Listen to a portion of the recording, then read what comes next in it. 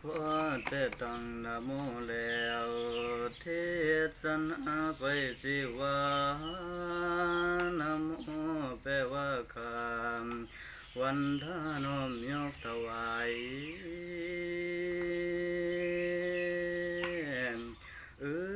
ก่อนสิบรรยายเรื่องขันไหนลำมาเวทเทศให้โยมพี่น้องให้ฟังแจ้งกูสุคนพวกพ่อตาแม่สอนดอกพวกท่านทั้งหลายยิ่งและใส่ตาฟัง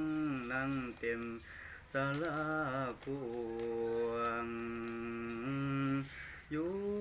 มทั้งปวงอยากฟังเรื่องกระแสทั้งบนจีมวนก็เส้นสวนจงยังคอยกันดูหน่อยหมู่กะยุตั้งใจฟังให้มอมในลำประเวท13กันไม่ใหญ่พากันฟังให้มันคักกันยาสิเนไกเว้นโอ้